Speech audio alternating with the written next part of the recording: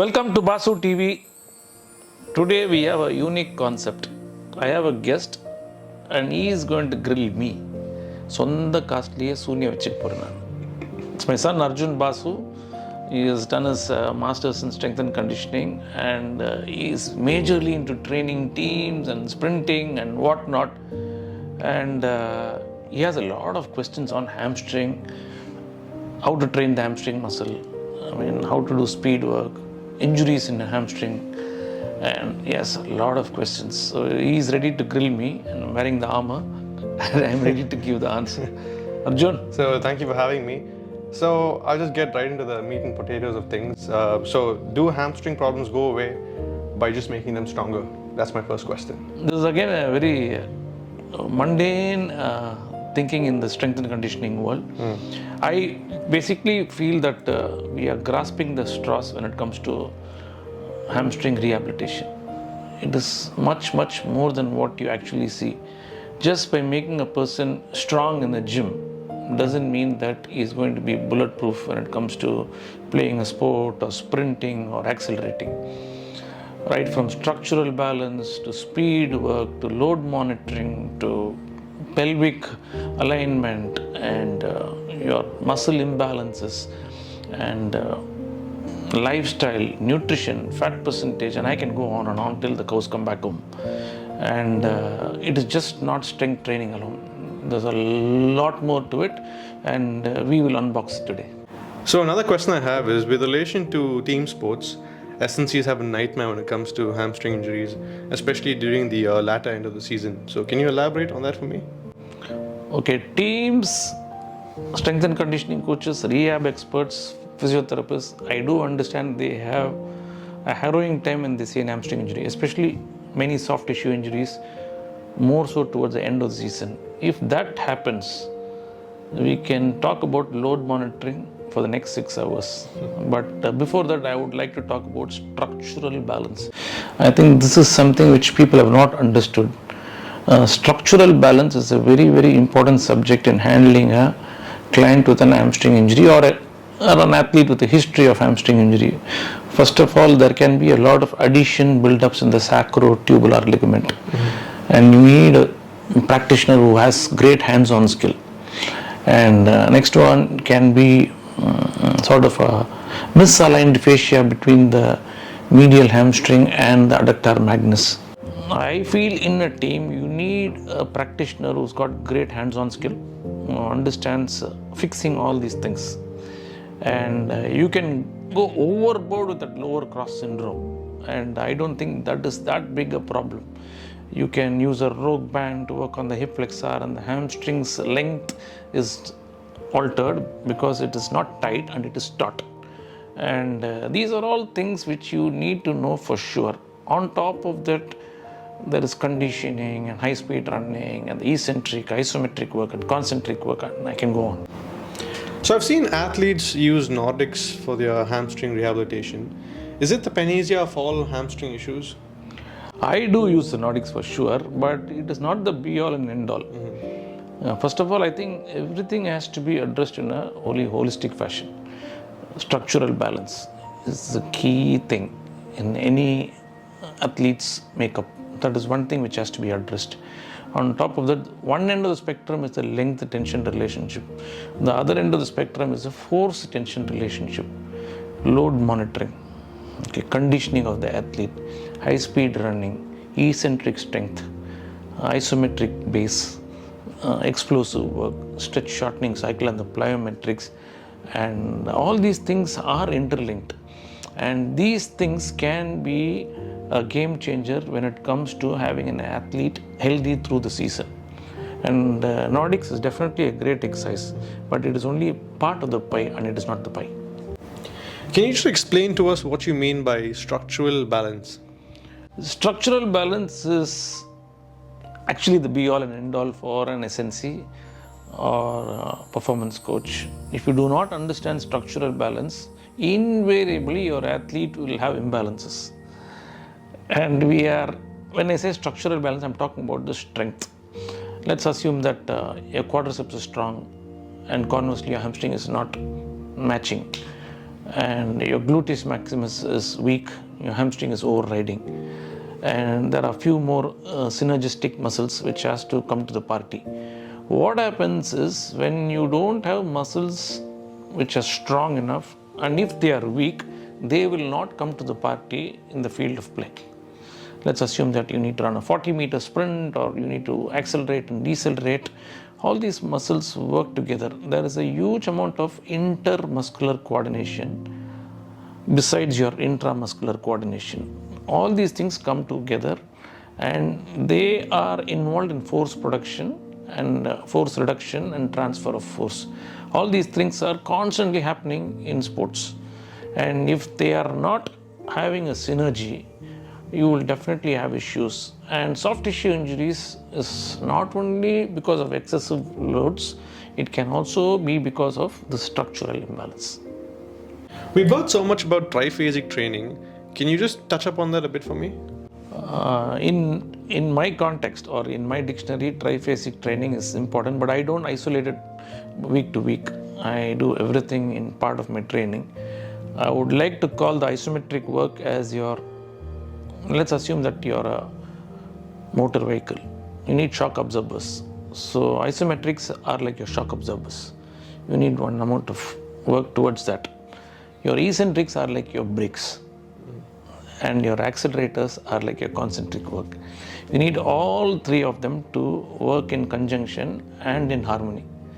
And eccentrics are very, very important because they make an athlete resilient to injuries. You can start with a small percentage of isometric work, a small isolated percentage of isometric work, but then I think a combination of all these things in a gym where you can use tempo training. Let's say that if I read a tempo like 3, 2, 1, that means 3 seconds of eccentric work or 2 seconds of isometric work. Usually my concentric work is X. When I say X, it is explosive. So you're covering all these 3 phases, and these 3 phases constantly are your companion when it comes to playing a sport. And this has to be transferred into a field. Whether you're a sprinter or a cricketer or a soccer player, you need to run. And when you run fast, you need to have the adequate conditioning and the strength base from the gym to get the podium finish. So what about plyometric training, and how often do you use it? Plyometrics is my favorite, and for me it is a game changer when it comes to preparing a champion athlete. Apart from plyometrics, I do a lot of preparatory work with bounding, hopping, forward squat jumps, and jumping run, and all those type of exercises. And for me, an athlete has to be elastic in nature, and he needs to have very minimal ground contact time to get a podium finish. Whether you're a soccer player or a basketball player or a sprinter, I mean, that minimal ground contact time is something which comes from elastic work, and plyometrics is the king. And in the gym, probably if you develop the force curve, I mean, you need to develop the velocity curve too. So the marriage between weight training and plyometrics is the ideal mix. I also add one more thing with plyometrics and strength work, that is hip mobility.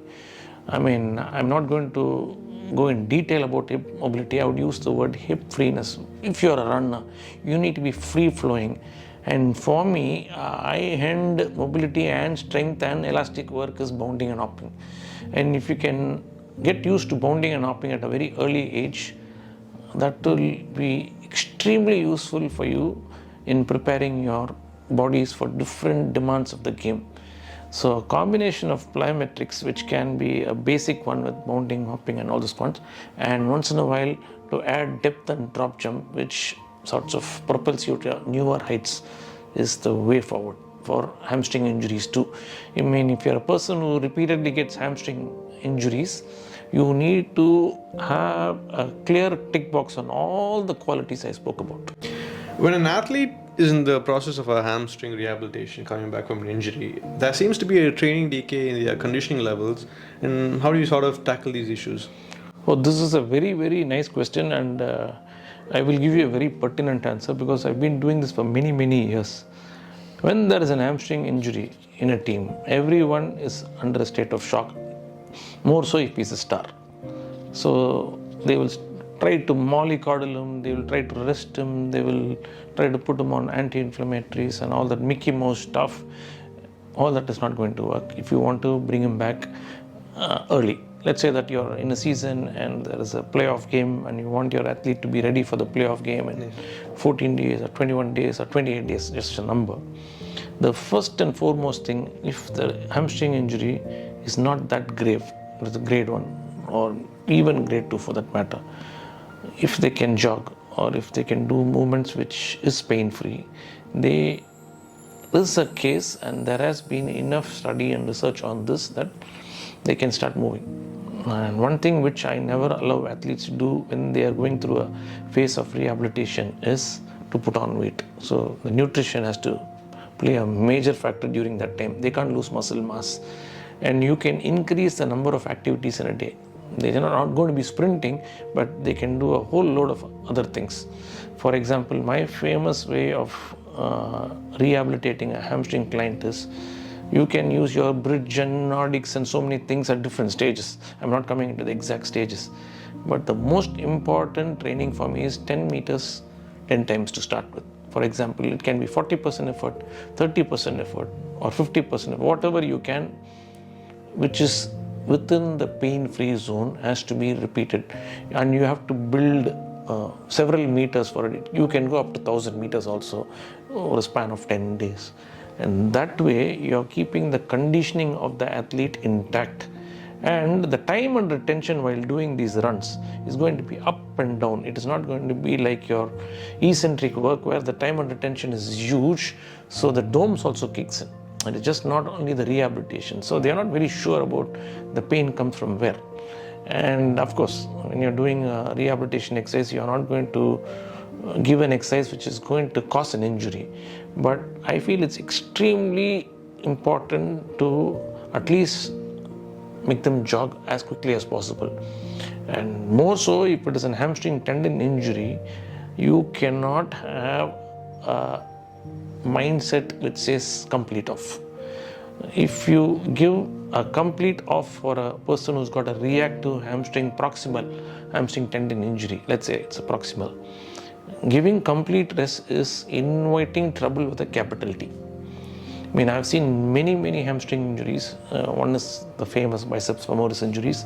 Another one is this hamstring tendon reactive sort of an injury, which can be very annoying. So a combination of isometric work and avoiding any sort of hip flexion, you don't want to compress the joint, and a little bit of running. It can be, let's say, 10 times 10 meters at 60% into 5 sets. That can be about 500 meters. This is absolutely safe. I've done it time and time again. And there have been cases where athletes had to play a match or go for a competition within the next 1 week. And the easiest thing for me to say is don't compete. But we are not there to take an athlete out of competition. We are there to somehow put them back and get the athlete return to play, and he has to at least perform. I mean, return to play is one and return to perform is another one. So returning to perform is a combination of smart training, hands-on work, your rehabilitation exercise, plus this conditioning. The conditioning can be a variable. It can be 10 meters, it can be 15 meters, 20 meters. The percentage can vary, but you need to increase the volume. So, for example, on day 1, after your grade 1 hamstring injury, you can run, if you are able to jog, I would say jog 10 meters 10 times, say at 30%. Day 2 can be jog 10 meters 10 times at 40%. You have no pain, then increase another set in the evening. Just a progressive sort of work. And I have noticed it several times. By the 7th or 8th day, they are almost 100%. And since you're doing a volume of runs like this and so many other things to do, I mean, I also include swimming and whatever possible. I don't allow them to rest completely. Giving complete rest doesn't work because the overall conditioning dips. You might return back to play, but you will not perform. So, a rehabilitation expert or a therapist or a practitioner or a strength and conditioning coach or a trainer have to understand that it is a combination of therapy, hands-on, your eccentrics and isometrics, whatever you want to call it, conditioning and medication if need be, and overall training volume. If there is going to be a dip in the training volume, that is also not going to help, because on the day of the competition the intensity is going to zoom up. So if you want to match that, you need to prepare your athlete accordingly. So this is a personal question I have for myself to work with my athletes. So for any sport with constant high speed running like football, rugby, and American football, how important is it to load the hamstring in training with regards to high speed running for the athlete? Leave the sport alone. Again, it depends on the training load, but high speed running is a final frontier when it comes to hamstring rehab. The most resilient hamstrings are the ones which are used to high speed running. Let's assume that you don't do much of high speed running and you enter into a competition. You are bound to get injured. The chances of you getting injured is much higher than a guy who was used to high speed running. High speed running is the most important rehabilitative tool or preparatory tool in my dictionary. And along with that, I would say include two exercises. One is that RDL with a huge emphasis on eccentrics, along with your Nordics and 45-degree single leg back extension works and your Swiss ball hamstring taps, and all. You can add all those things. But most importantly, high speed running, acceleration runs. For me, if it is a high-end athlete, my bounding and hopping is always there, of course. On top of that, RDLs with a huge emphasis on eccentrics. This is going to give you a bulletproof hamstring. You as an SNC, how many times a week or how many times a month would you prescribe high speed running separately as a session? It depends. I mean, if he's a soccer player or if he's a cricketer, and if they do play a lot, let's say that certain teams all practice almost every day and they do a lot of workload, then I will step back. I will not do too much of that. If you're an out and out sprinter, then high speed running for me will, once the off season is over, it is there all through the season. The distance may be I prefer for mature athletes to go from short to long. I don't use that long to short. I try to use short to long. My longer runs are more tempo in nature. My shorter runs, acceleration runs, I do touch upon that every week, once or twice. And what about a sport like cricket where, there's not much of high-speed running. And when we talk about high-speed running, according to GPSs, it's anything above 18 to 19 kilometers per hour. It's what's classified as high-speed running. But for a sport like cricket, I've seen many athletes, not naming anybody, do high-speed running in season and during the middle of the season. And I wanted to touch upon that, ask you your kind of 2 cents on that. I'll put it this way. For a fast bowler, the only running they will do in season is when they bowl and their warm-ups. That's about it. Most of the things are covered there, and you don't want to increase their workload. As it is, they are doing a lot of that, and on top of that, they travel. Sometimes there's a huge challenge for recovery time, and I don't want any practitioner to increase or instigate injury or add insult to the tissue. And what about the other positions you'd say, like a spinner or a batsman or a wicket keeper or someone like that? Again, in season, since I've worked a lot with cricketers, in season, let's say it's the Ranji Trophy season starting now, there's a lot of cricket, there's a lot of travel, and there's very little turnaround time. Yeah. And the main focus is your skill. And all this preparatory work should have been done much before. If you try to increase the workload during season, there is always a risk, but again it depends on the athlete, depends on the overall workload of the team, and the individual's workload also matters. Let's say that you don't play in the 11, then things change dramatically.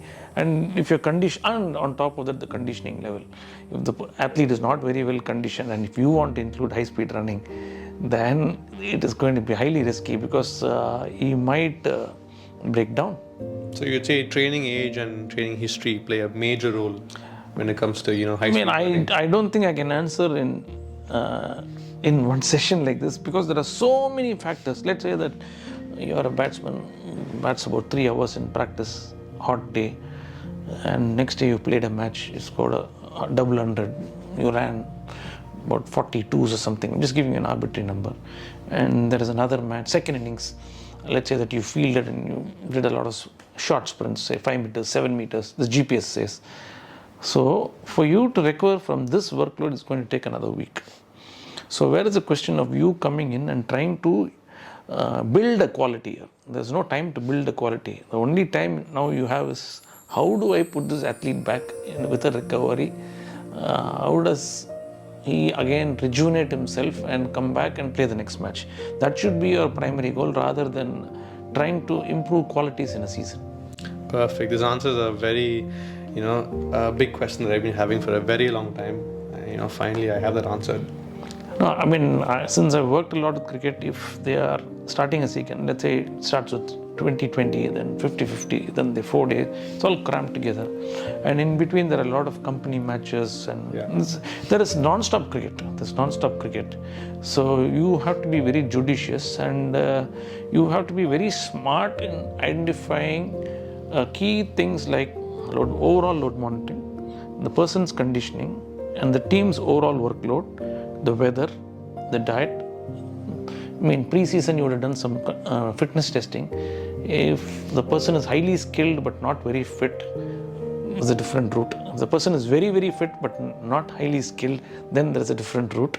So you cannot paint everything with the same brush. Super, thank you.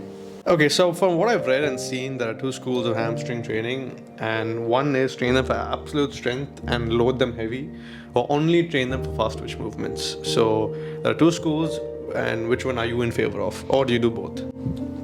Olympic level sprinters have won gold medals without weight training, and Olympic level sprinters have won with weight training. So these two schools have always been there.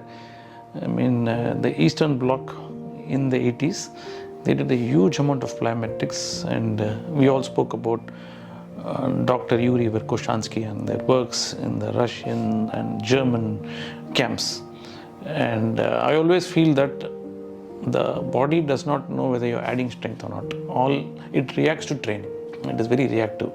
You can build the force velocity curve either in the gym or through plyometrics. Either way it works. Of course, when you want to go more towards a force curve, you need to have a little bit of gym work.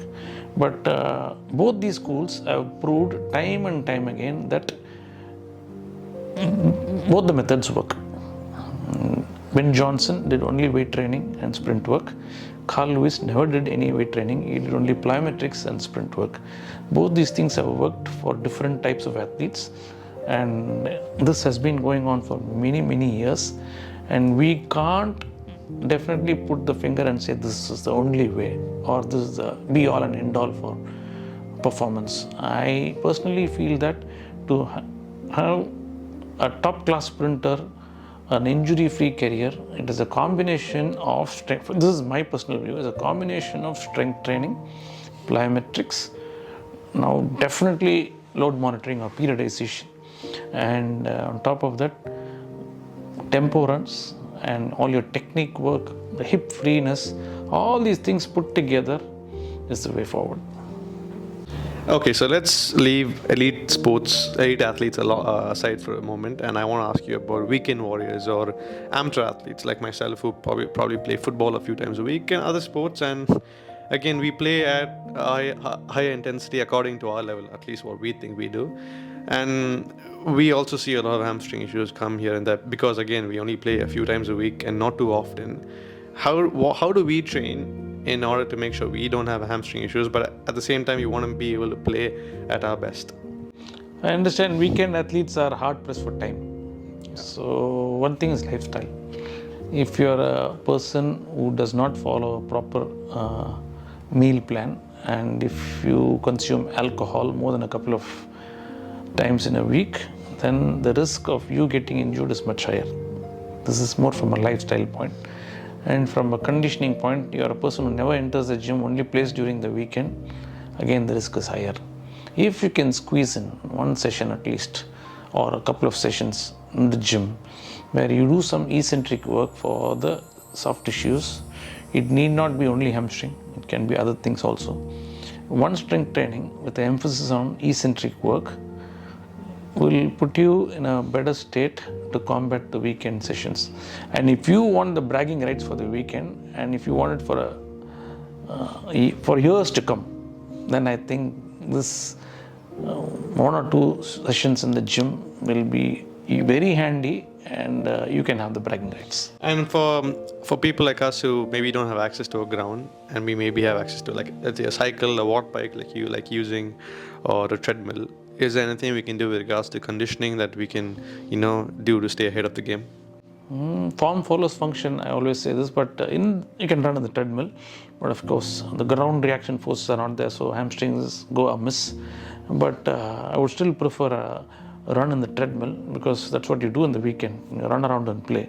So try to keep it as close as possible to what you do. Okay, so thank you very much. These are all the questions I've had, and finally I've had them answered. Is there anything else you'd like to sign off on before we end the session? I mean, you have literally grilled me, and I think I've covered most of the questions. So one is, many of my students have written to me about hamstring tendon injuries. I think I've covered that. General biceps femoris hamstring tear, that is very common, grade 1. So I spoke about 10 times 10 meters. Then I also spoke about eccentrics, isometrics, and overall load monitoring, high speed running. So structural balance and hands-on technique, and hamstring being taught. I think we have covered everything.